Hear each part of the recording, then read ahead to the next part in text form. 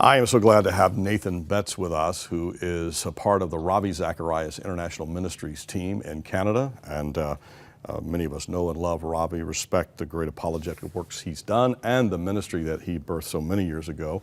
And we thought we'd bring him in today, to bring Nathan in as an apologist, to talk about some excerpts out of the book that we're offering this month. This book is really doing well, by the way. I hope you're getting it. It's called The Reason for God by Tim Keller. And basically, Nathan, he wrote this book to respond to skeptics. And of course, that's in part why the Lord has you on this earth, to do the same thing through your gifts and training, education, exposure. We're tackling some tough questions. Let's go to another one. What about other religions? We believe, as Christ followers, that Jesus is the way, the truth, and the life. We've talked about that in other segments. But what about other religions? How do we respond to them? And we send missionaries from North America, and now Christians from all around the world where the church is developed. They send missionaries out to other countries to evangelize, to share their faith. Isn't that arrogant and appalling and imperialistic on our parts? Aren't other religions valid? Yeah, it's interesting because I think for many of us, we see religions and we say, on the surface, they may look different, but actually fundamentally, they're all the same. But actually the opposite is true, that actually on the surface, they might look the same, but actually when you dig down, fundamentally, there are differences. And one of my senior colleagues is a guy named Os Guinness, and he says, there are differences, and the differences make a difference. So let's look at a couple here. Okay. Take Islam, for instance. Now, one of the major beliefs in Islam is that Allah, God, is supreme. He is sovereign. But he does not relate to us personally. When you start exploring that, the doctrine of Islam, you find that actually that's blasphemous.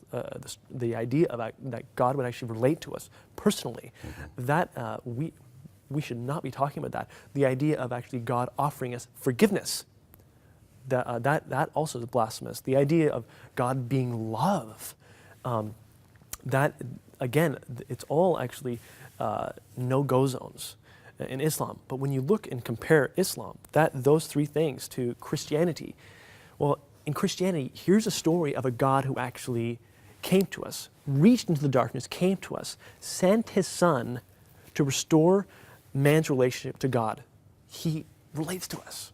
He offers us forgiveness. He does not offer us things that are just of love or have love. He is love. Extraordinary things. So there are differences, and the differences make a difference. Then you compare Christianity to religions in the East.